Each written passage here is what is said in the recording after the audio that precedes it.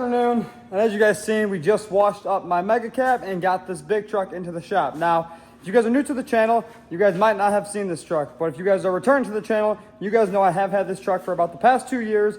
We went ahead and did a full 4-link suspension on it, and I kind of just threw it on the back burner.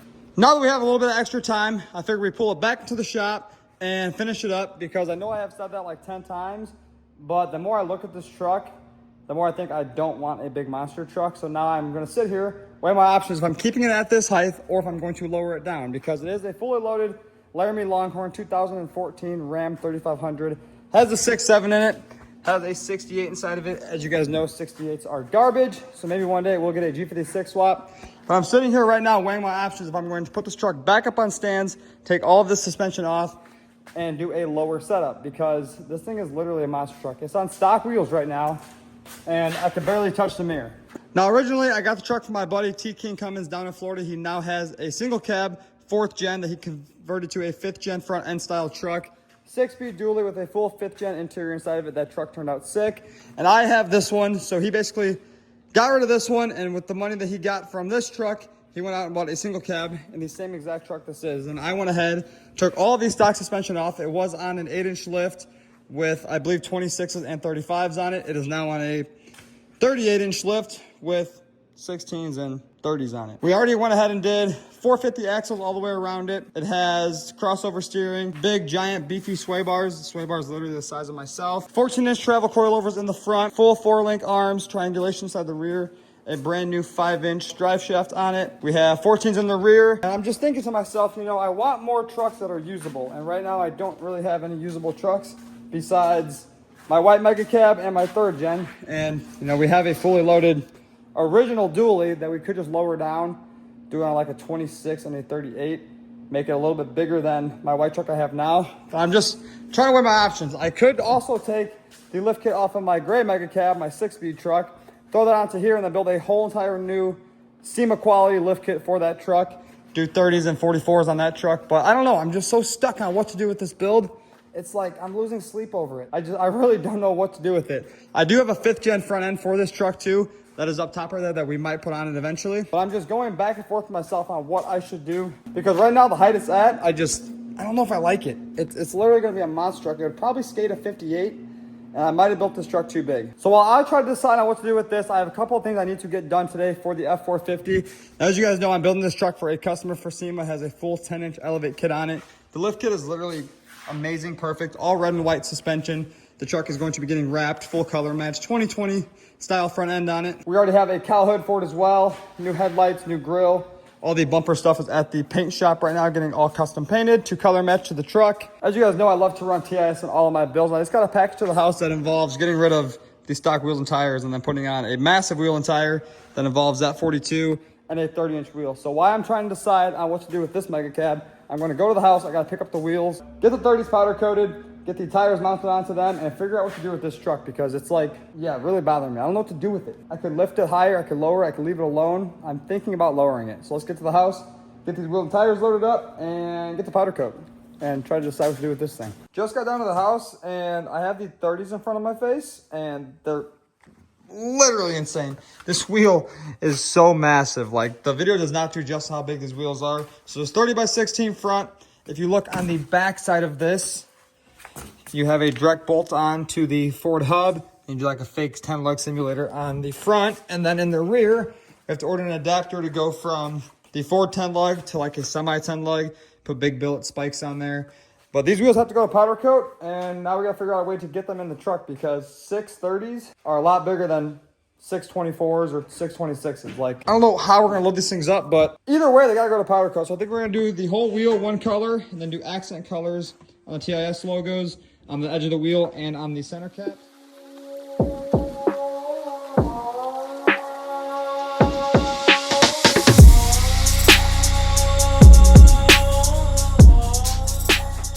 So we got the wheels dropped off the powder coat. As you guys seen, we loaded them up to the bed of the truck.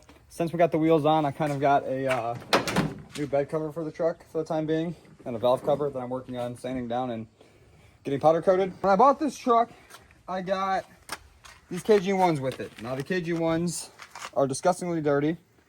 A 16 wide is not the easiest thing to daily drive on right now. but I bought 26 16s from TIS. So we're waiting for those wheels and tires. What I want to do right now is get these tires and wheels off the truck because I want to see how this truck is on stock wheels. I think it'll do like nasty burnouts.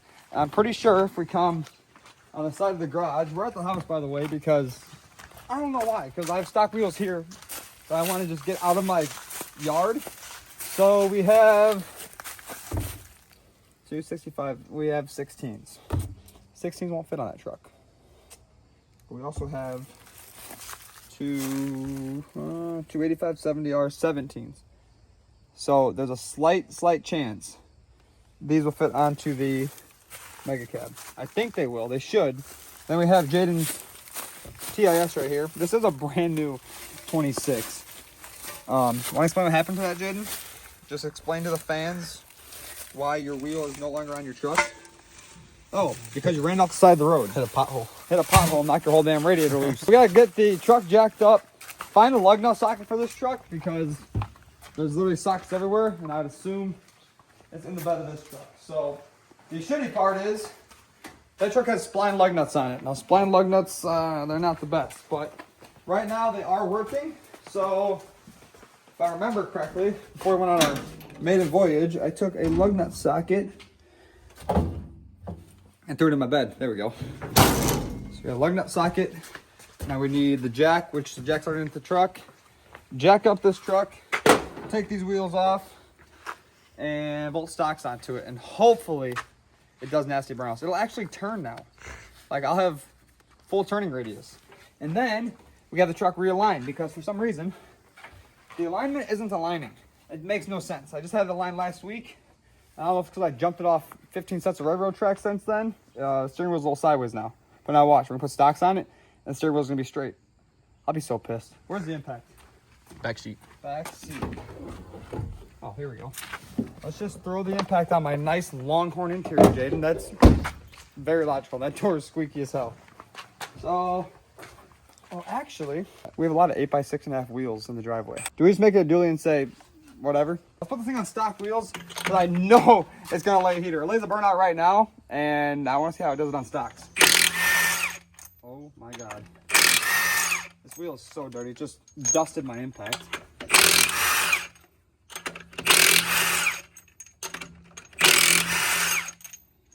Three more.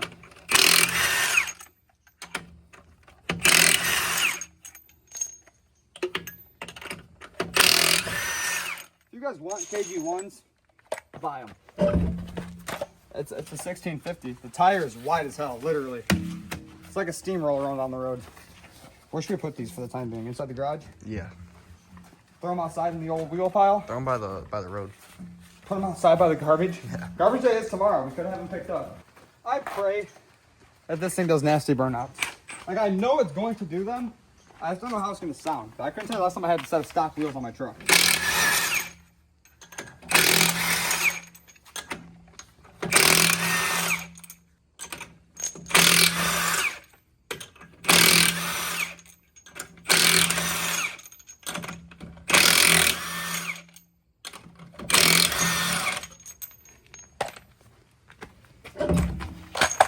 Jeez.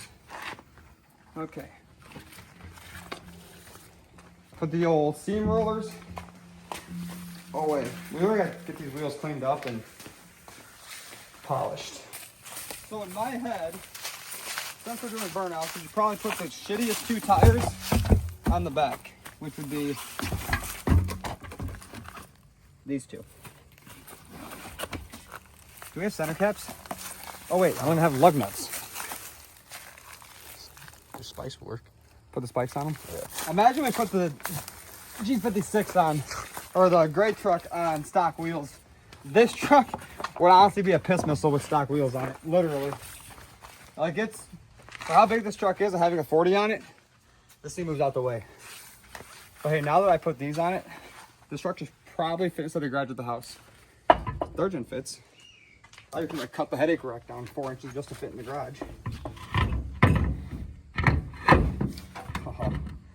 We are ready to race truck. Looks like somebody already replaced the studs on this, so yes. They probably had a lot of wheels and tires on this truck, I'd assume. That's why the studs are brand new. But I don't know. We need 5th gen stocks on like a 33. Torque your lug nuts in sequence. This thing looks so weird. Bruh. Let's just throw stocks on every truck with spiked lug nuts. Fuck the center caps. And see how they rip. Yes, new bed cover. I don't know if I like the bed cover. I need the nice one, like the roll and lock one. But we gotta get this truck on the road and not blow it up. Perform service. Probably because my oil life, or not my oil life, my fuel filter life, I think it's at like 7. Let's see. Oh, back. There we go. Fuel filter life, 5%. We definitely need to put air dog on this thing, like immediately. I'm really curious how this thing rips. First things first, traction control off. Switch all the way maxed out.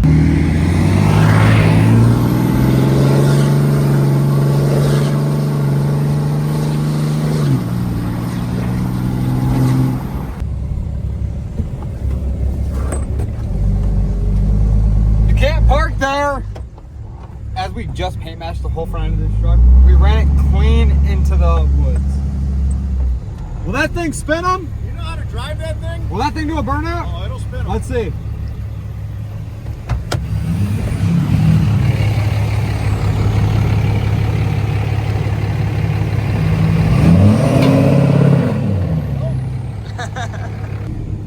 Ready to rip, tater ship. Where are you going? Which way are you going? That way.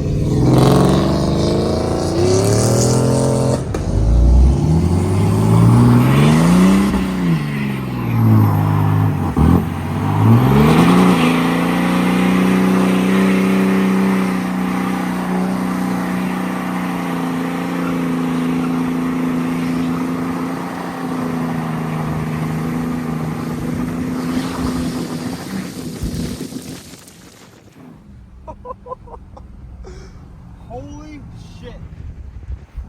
That was definitely a heater, if I had to say. Yes. Good thing we have a full tank. Look behind us, bro. Oh my God. That's actually insane. Actually nuts.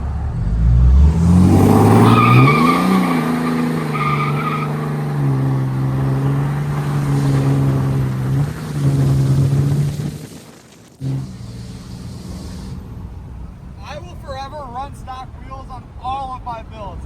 I just went from a 300 horsepower Cummins to a 1,000 horsepower rolling burnout machine in the matter of 5 minutes. This is not good. No. We literally need to stop. Like now. Oh my goodness. Hey, it hauls balls. That's all we care about, right? It drives like a whole different truck on stock wheels. So much smoother. Put stocks back on your truck. No. And then you'll have a burnout machine, just like me. I think I might leave the stocks on for a little bit. I kind of like this. Yeah. Nice low profile race truck.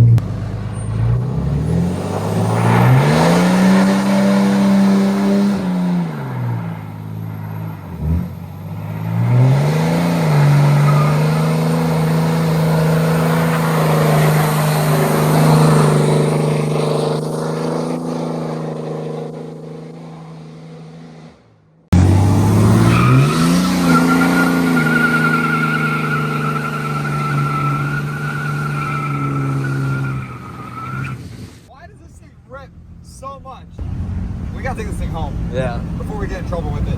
Literally get in trouble with it. That's crazy. Hey, the temps are cool. Yeah, it's running good. 207 degree coolant temp, 173 degree trans temp. Been doing burnouts for about 4 hours now. Yeah, we should definitely take it home. Yeah. And then we put the 4Gs on your truck. No, we put the KG1s on your truck to put your TIS on here. That sounds cooler. Or is your truck leaving? Might be leaving. Might be leaving. The second gen might be leaving the chat. Jaden switches out trucks more than I do.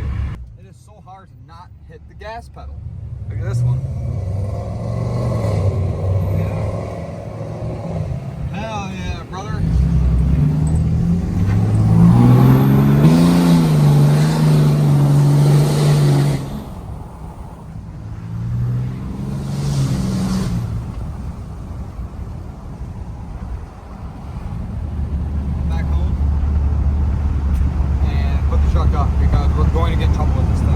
So instead of taking the truck to the house, I figured, you know, I might as well just bring it to the shop because it does say 4% fuel filter life left. So we just put the fuel filter on the back of it. We kind of spilled diesel everywhere. I don't know who would put a filter on the back of the truck like this, that when you unscrew it, it just pours fuel all over you. I'm literally coated in diesel. But we are about to get the fuel filter thrown on the engine side. There is a nice billet cap on this truck already that has the fuel filter underneath it. But this thing literally needs some upgrades, like bad. This engine bay is disgusting. I've opened this hood twice since I'm in the truck, and today's the second time. The first time was when I changed the oil. But I have some plans for underneath the hood of this truck. I'm going to do a valve cover on it, catch can, intake, possibly a second gen swap eventually. I kind of like my exhaust brake, but I have a valve cover right here that I'm working on sanding down that I bought off a buddy. Had a logo on it that I didn't want on there, another shop's name. So I'm going to sand that whole thing down, get that powder coated. I already have all the AN hoses for the catch can as well. Not that the truck needs a catch can, but I guess when you put these billet valve covers on, you have to run a catch can and route the crankcase vent to go into somewhere. But yeah, we literally need purple power, toothbrushes, screwdrivers to get this thing clean and get this thing out of there. Ram active air. I guess it takes air into the grill as well. Too high tech for me. I'm used to these old second gens, not a newer Cummins. Newer as in 12 years old. That's crazy. This truck's literally 12 years old if you think about it. This thing is still really old. That one's 10 years old. That one's 6 years old. Yes. What are you working on? Train horns? Yep. So Ethan's working on train horns right here. What truck's he's going on? Oh, forgot. Gabe's 450 is here as well. So yesterday we finished up doing some stuff to the air right on the big second gen of Gabe's. He dropped off the 450 to get rock lights, train horns, and then this truck is going, I don't know where it's going. He's going somewhere to get a bunch of stuff done for SEMA. I think he's lifting it. New wheels and tires, obviously. We need new wheels and tires as well. I think for the time being, I'll put a TIS cap on there. TIS stock wheels. That'd be very smart. And yeah, so Ethan's working on getting everything hooked up, eh? You don't read directions? No. I think this goes there. You screw this into here. Take this plug out. Oh, there you go. I thought the switch goes there to honk the horn. So if you want to blast your train horns, you got to get out of the truck and honk them. I did one better. Oh, look at that. You could wire it into his factory horn. Yeah. Be easier. Or unless we just want to drill 1,000 holes through his limited dash. I was thinking that. Thinking that? Yeah. Yeah, that's got to go on the side. Goes on top. No, that goes on the side. You got to read the photo, bub. Goes on top. Bub. Upside down mount. If you're mounting it upside down, like you're going to, where's it going, in the bed or upside down? Up your ass.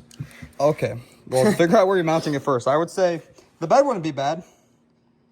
I usually do them on the side if I'm doing anything to the truck, but it's up to you, ultimately. I would just throw it in his back seat and put the horns on the passenger seat. Actually, no, don't do that. That's not a smart idea. So anyways, I'm going to get the fuel filter thrown onto this truck, and then we got a couple things to talk about the 450 that I'm actually really excited to get done on it. So the fuel filters are installed. We're just going to do this. Throw the boxes away and not talk about that. But the 450, as you guys know, I'm building this truck for Cal's Customs for one of his customers for SEMA. Now, this truck is on a 10-inch Elevate full 4-link lift kit, front and rear. We did powder-coated axles. We did basically everything you can see underneath it. Frame overlays, all the axles we had powder-coated.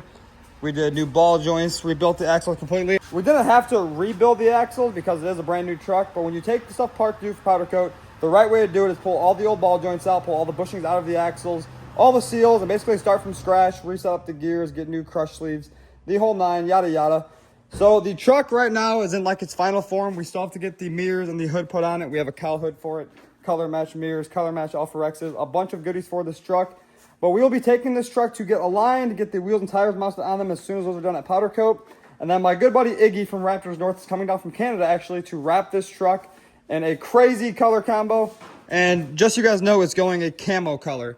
Now, it's not a Young Dolph camo, I know, but it is going a camo, and it should look pretty sweet when it's done. But we have a lot of work to get done on this truck. We also went ahead and did the train horns in the bed, something different, because I don't know, everyone just does them underneath their trucks, which is fine, but I think with the red bed liner, setting that inside of it with some white accent inside the bed looks very good. So with that being said, though, like I was saying, we have a lot of work to get done on all these trucks in the shop, so that's going to end today's video. Be sure to like, comment, subscribe, and I'll see you guys in the next one.